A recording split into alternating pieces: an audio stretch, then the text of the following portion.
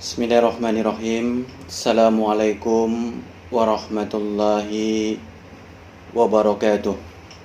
Alhamdulillah wa syukurillah.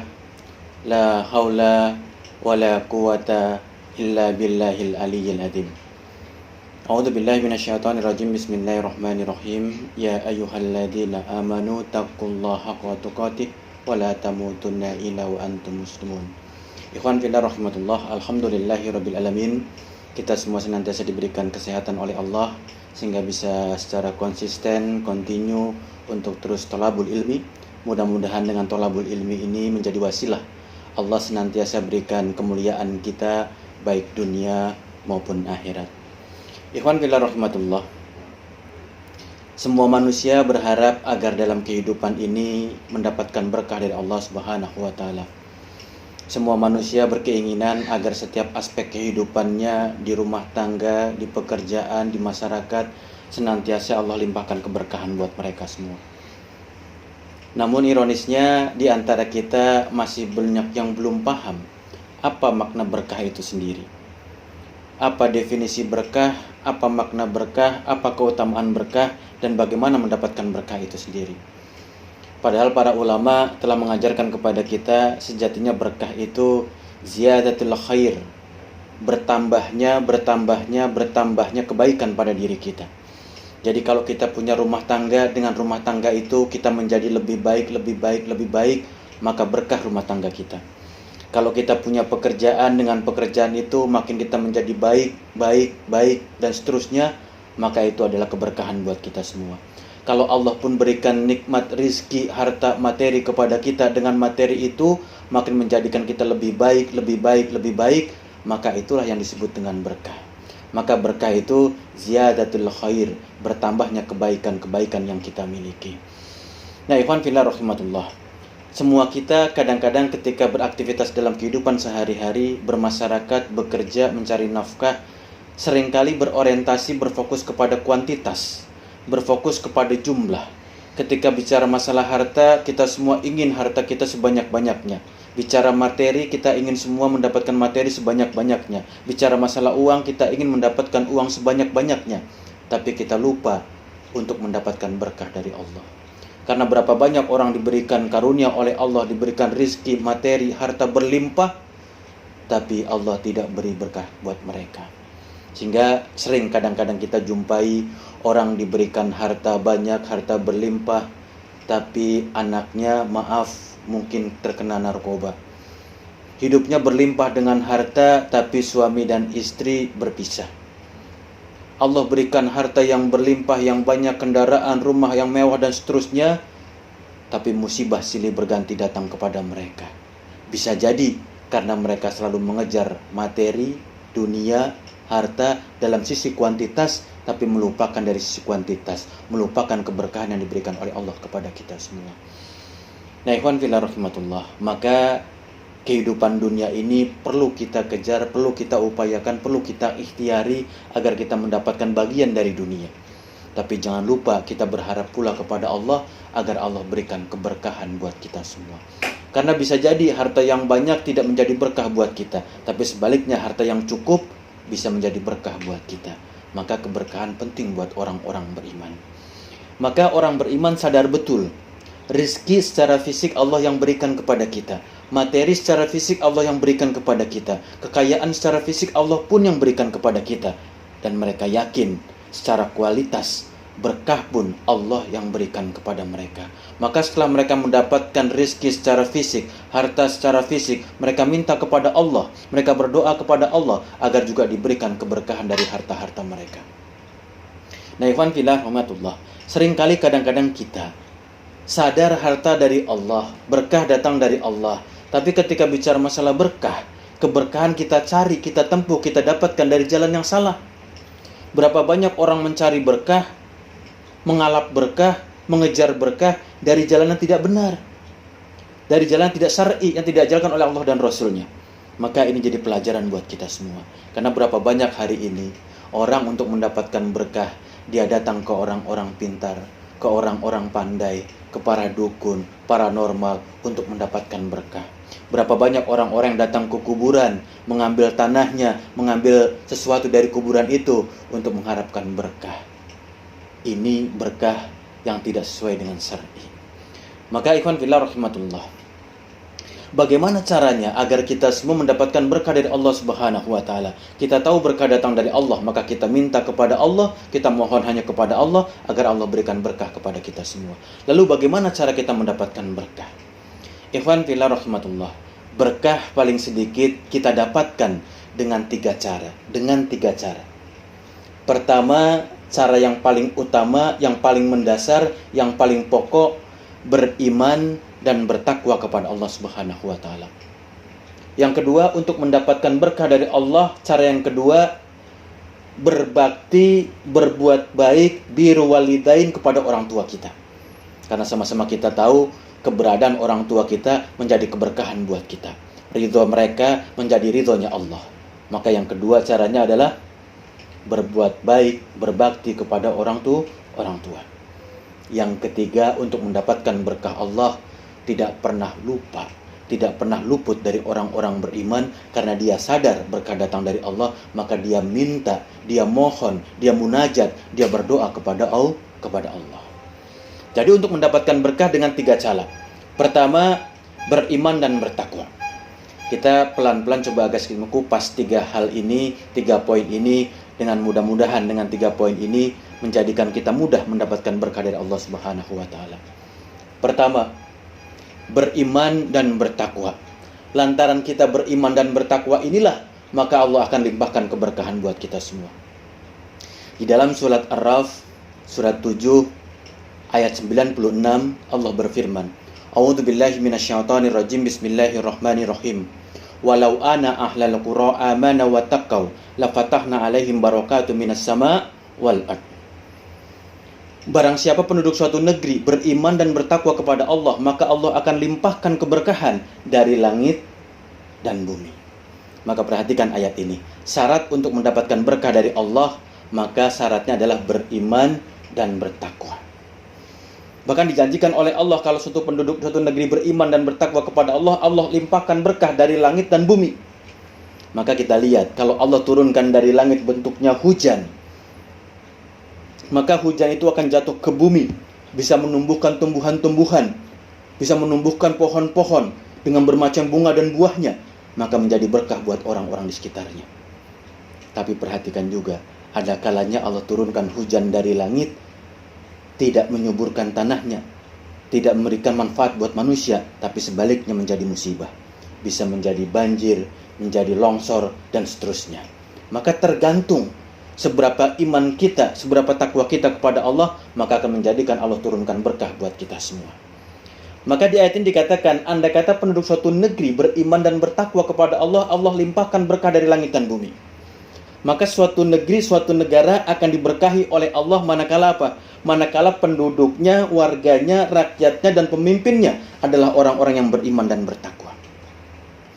Nah, coba kita perhatikan hari ini. Sudahkah negeri kita, negara kita diberkahi oleh Allah Subhanahu wa taala? Karena syarat diberkahi oleh Allah, rakyatnya, warganya, pemimpinnya adalah orang-orang yang beriman dan bertakwa kepada Allah. Coba kita tengok, sudahkah kita sebagai warga negara, sebagai rakyat, sebagai warga adalah orang-orang yang beriman dan bertakwa kepada Allah? Apakah pemimpin-pemimpin kita termasuk orang-orang yang beriman dan bertakwa kepada Allah? Maka coba kita lihat, apa definisi orang beriman itu? Dalam Al-Quran tegas dikatakan, Innamal mu'minuna alladzina amanu billahi wa rasul. Orang beriman itu tidak lain tidak bukan hanyalah orang-orang yang beriman kepada Allah, taat kepada Allah, summa lam yartabu, tanpa sedikit pun dia ragu-ragu. Kalau sudah datang ini perintah Allah, ini perintah Rasulnya, sami'na wa ata'na, dia kerjakan. Nah, sudahkah kita sebagai warga atau sebagai pemimpin kita, termasuk orang-orang yang ketika diperintahkan oleh Allah dan Rasulnya, mereka summa lam yartabu, tanpa sedikit pun dia ragu-ragu. Namun faktanya, ikhwan fillah rahimatullah, jauh panggang dari api. Kita lihat pemimpin-pemimpin kita hari ini jauh dari karakter itu, jauh dari sifat itu, jauh dari Pensifatan Allah terhadap orang-orang beriman, di mana orang beriman kalau sudah datang perintah Allah dan Rasulnya, tanpa sedikit dia ada reserve, penolakan, pertahanan, semua dia ikuti ini perintah Allah dan Rasulnya. Summalam yartabu, tanpa sedikit pun ragu-ragu. Maka alih-alih mendapatkan berkah dari Allah, Ikhwan fillah rahmatullah, kalau kita coba cermati, 1 tahun, 2 tahun kita mundur ke belakang, lebih banyak mana Allah limpahkan karunia kepada negara kita atau musibah dan bencana yang kita dapatkan? Maka sama-sama kita tahu, musibah silih berganti, datang bertubi-tubi, satu belum selesai datang lagi yang lain, datang ujian satu, datang ujian yang lain, datang musibah satu, musibah yang lain, terus silih berganti. Apa pasalnya? Maka penjelasannya pun ada di ayat ini. Walau ana ahlal qura amana wa taqaw la fatahna alaihim barakatun minas sama'i wal ard wala in kadzabu. Tapi kalau penduduk suatu negeri itu dan pemimpinnya dia mengingkari kebesaran Allah, mengingkari ayat Allah, sesungguhnya Allah akan azab mereka karena perbuatan mereka. Maka musibah, ujian, bencana, bala yang datang silih berganti bukan karena faktor yang lain, bukan karena urusan yang lain, bukan karena penyebab yang lain, kecuali cuma satu, karena rakyatnya, karena pemimpinnya kurang beriman dan bertakwa kepada Allah Subhanahu wa taala. Maka pertama, untuk mendapatkan berkah dari Allah, kita harus beriman dan bertakwa kepada Allah. Yang kedua, ikhwan fillah rahmatullah, untuk mendapatkan keberkahan dalam kehidupan ini, yang kedua, kita harus perhatikan orang tua kita. Kita harus perhatikan ayah ibu kita. Kita harus berbakti kepada keduanya, karena itulah sumber keberkahan di dunia ini.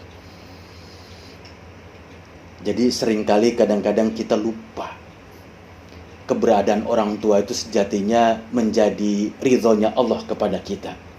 Pun sebaliknya, ketika orang tua pun tidak ridho kepada kita, Allah pun tidak ridho kepada kita juga. Disebutkan oleh Rasulullah SAW, ridhollah fi ridho walidain, suhtullah fi suhti walidain.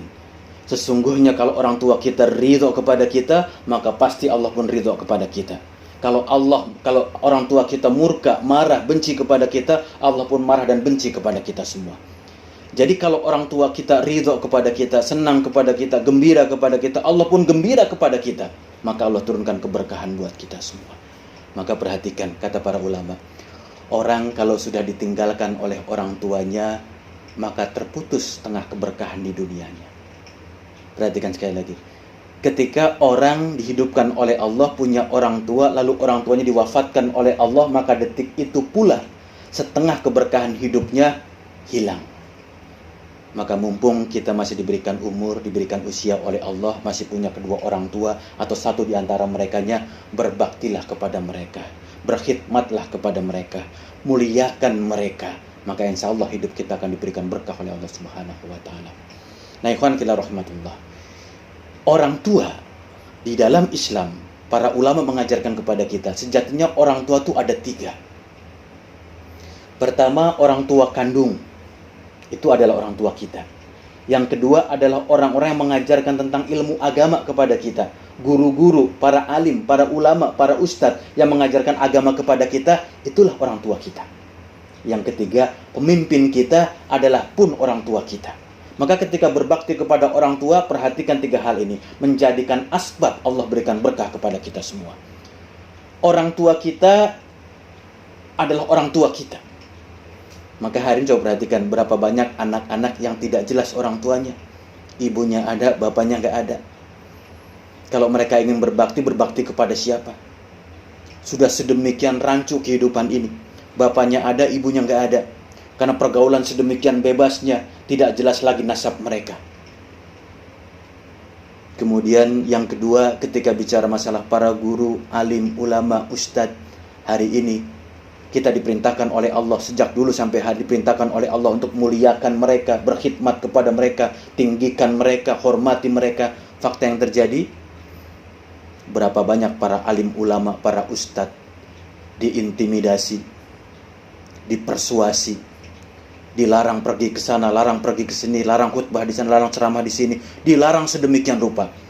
Bahkan tidak sedikit di antara mereka masuk ke bui, masuk ke penjara. Mereka mendakwahkan masalah komunis, masalah ateis, masalah seterusnya. dipaksa ditahan, dipaksa dipenjarakan. Berapa banyak orang menyampaikan kebenaran yang hak, ini yang benar disampaikan, dipenjara. Maka wajar negeri ini penuh dengan musibah, dengan bencana. Kenapa? Orang tua mereka tidak dihormati, orang tua mereka tidak dimuliakan, bahkan mereka mengintimidasi, memenjarakan mereka. Na'udzubillah min dzalik. Jadi pertama tadi orang tua kandung, yang kedua para guru, alim ulama, ustadz, yang ketiga pemimpin. Pemimpin kalau dia benar kita hormati, menjadi wasilah Allah berikan berkah buat kita semua. Tapi faktanya berapa banyak justru pemimpin-pemimpin sekarang sulit untuk bisa dihormati, sulit untuk bisa ditaati. Kenapa? Dia sendiri pun tidak taat kepada Allah dan Rasulnya. Karena kaidah kita taat kepada pemimpin, kaidahnya selama pemimpin taat kepada Allah dan Rasulnya. Kalau tidak, sulit kita untuk menaati beliau. Ati'ullah wa ati'ur rasul wa ulil amri minkum. Maka syarat menaati pemimpin harus dia taat kepada Allah dan Rasulnya terlebih dahulu, baru kita taat kepada beliau. Maka ini menjadi PR kita semua. Berapa banyak pemimpin hari ini menentang Allah, mengingkari ayat-ayat Allah, merasa berkuasa dengan segala kekuasaannya, dia kesampingkan aturan Allah. Maka wajar kalau sekian ratus tahun usia negara kita, musibah, bencana silih datang berganti. Alih-alih mendapatkan keberkahan, musibah yang senantiasa kita dapatkan. Jadi pertama, syarat mendapatkan berkah, beriman, bertakwa. Yang kedua, hormati, abdikan, berbakti kepada orang tua. Yang ketiga, karena kita sadar keberkahan datang dari Allah, bukan dari makhluknya, bukan dari siapapun juga kecuali dari Allah. Maka untuk mendapatkan berkah, kita mohon, kita minta, kita munajat, kita berdoa kepada Allah. Jadi yang ketiga, berdoa kepada Allah agar Allah berikan berkah buat kita semua. Pernah suatu ketika, ikhwan fillah rahmatullah, Rasulullah SAW sedang makan bersama 6 sahabatnya dalam satu piring besar. Kalau kita sebut mungkin nampan begitu ya, Rasul di tengah-tengah mereka dikelilingi oleh 6 sahabat. Sedang makan bersama-sama. Yang dimakan kira-kira tidak banyak lah, kira-kira buat 2 orang, porsi buat 2 orang, tapi dimakan secara bersama-sama 6 orang, 7 orang dengan Rasulullah. Lalu tidak lama kemudian datanglah seorang Arab Badui dari lembah, dari bukit. Dia turun, menghampiri majelisnya Rasulullah. Datang menghampiri Rasulullah. Lalu kata Rasulullah, "Wahai fulan, silakan bergabung, kita makan bersama-sama." Lalu duduklah mereka, orang itu, Badui itu, di tengah-tengah para sahabat yang lainnya. Jadi yang makan itu 8 orang sekarang. Lalu tanpa disadari ternyata baru 2 kali suapan Arab Badui ini, maka ternyata makanannya habis. Jadi baru 2 kali suapan Arab Badui tadi itu, makan disajikan buat 8 orang itu habis untuk dia sendiri. Tentu sahabat-sahabat yang lain saling melihat satu sama lain, kok bisa begini kejadiannya. Lalu setelah Arab Badui pergi karena sudah selesai hajatnya, lalu Rasul berkata, "Wallahi demi Allah, andai kata tadi si fulan, Arab Badui tadi itu, dia makan menyebut asma Allah, dia menyebut Allah, dia menyebutkan Bismillahirrahmanirrahim, dia minta kepada Allah, maka makanan kita tadi ini cukup buat kita semua." Apa pelajarannya, Evan sekalian? Ternyata dalam aktivitas kita, kalau tidak kita sebutkan asma Allah, tidak kita sebutkan nama Allah, tidak dimulai dengan basmalah, hilang keberkahannya. Padahal kata Rasulullah, andai kata dia mengucapkan bismillah saja, disebutkan asma Allah saja, maka makanan yang ada ini cukup buat kita semua, lebih dari cukup. Kenapa? Ada keberkahan di dalamnya. Maka ketika bicara masalah berkah datangnya dari Allah Subhanahu wa taala, maka kita minta hanya pun kepada Allah Subhanahu wa taala. Maka wajar Rasulullah sallallahu alaihi wasallam setiap dia bangun dari paginya, dari tidurnya, dia selalu melantunkan doa ini. Apa doanya? Singkat, pendek, tapi mengajarkan kepada kita semua. Allahumma barik fi ummati fi bukuriha. Allahumma barik ummati fi bukuriha. Ya Allah, berkahkan, berikan keberkahan kepada umatku di setiap awal waktu. Ya Allah, berkahi umatku di setiap awal pagi. Jadi pagi sebelum mulai aktivitas tidak ada doa yang diminta Rasulullah kecuali minta keberkahan. Dan keberkahan itu dimintakan Rasul untuk para umatnya, untuk sahabatnya, untuk kita sebagai pengikutnya. Maka perhatikan ikhwan fillah rahimatullah, dalam kehidupan ini berkah penting agar kita diselamatkan oleh Allah, baik kehidupan dunia maupun akhirat. Dengan berkah kehidupan kita pun dimudahkan oleh Allah, baik dunia maupun akhirat. Dan mudah-mudahan kita termasuk hamba-hamba Allah yang senantiasa ingat berkah penting dalam kehidupan kita. Yang hak datang dari Allah, kelemahan, kekurangan, hilaf datang dari saya pribadi. Akhiru da'wana alhamdulillahirabbil alamin. Jazakumullahu khairan katsiran. Assalamualaikum warahmatullahi wabarakatuh.